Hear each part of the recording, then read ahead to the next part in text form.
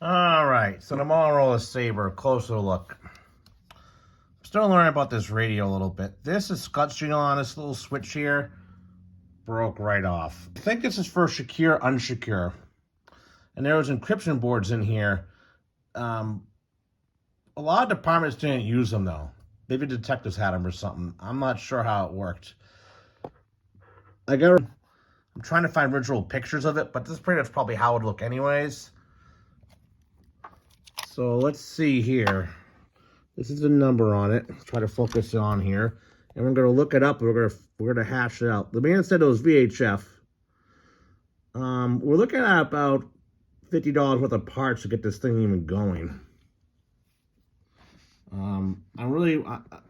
Part of me really wants to find a dummy battery and just leave it in here like this, but I can't find a dummy battery. I don't expect I would be able to find one. So one thing you always want to have around is a generic computer power cord set up for most bigger tower computers, or even old. This is the one thing that hasn't changed. I remember messing with old IBM ATXT E's computers, and they had this type of power cord. Nowadays, we're going more and more to thin client computers where the power supply is more like a laptop power supply. But I always keep one of these cables around just for this very reason. Because look at this.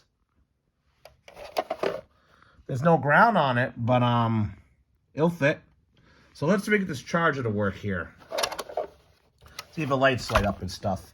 What a big charger. I didn't realize it, but the more I learn about the Saber series, the more I realize it's basically from the 80s and 90s. I'm not a big Motorola guy, because I never really liked their stuff because a lot of it was lack of instant plug and play. Similar to what we went through with the Apollo pager. There's no real, you plug it in, get the software free download. So we learn a little bit. I may attempt to program this. I haven't decided yet. It's kind of weird how the cord goes in like this. My guess is it originally was some type of cord that would have a right angle connector on it. But whatever. For what we're doing, this will be okay. It's not going to be plugged in all the time. I just want to see if we can charge the battery with it when I get the battery for about $25. A lot of this stuff's non-US seller stuff too. Like a cord came out of the sky here. Yay, how about that? See what happens here. All right. It lit up for a second there. So we know it has power. Watch. So it goes through a test cycle like it should. And as I recall, oops, it's doing it again because it's loose. So you got, I remember messing up my grandfather's radio. You have complete standby, charging, and then you got the, this one here, which is what you don't want to see.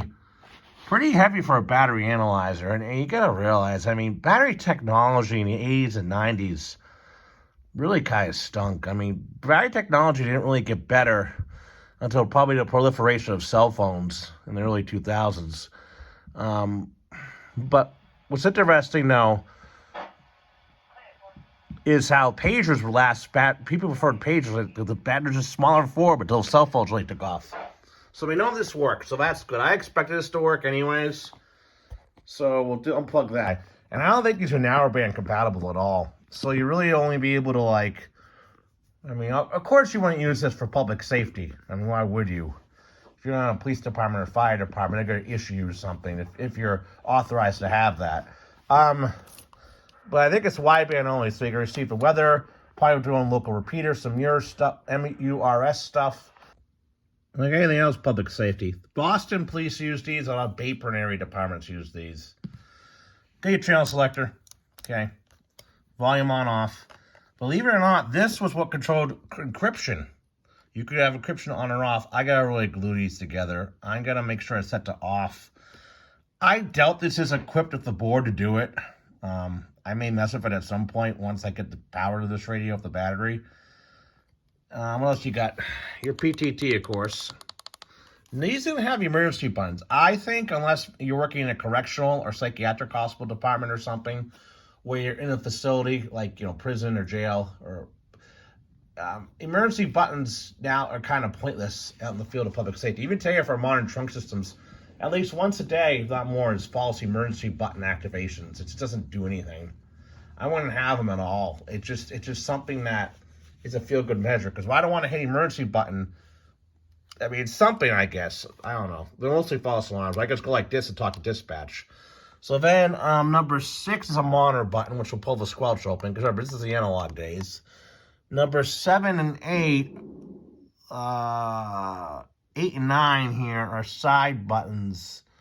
So I guess you could have a feature that these side buttons do not look like they're in very good shape here. They don't click back at all like this would.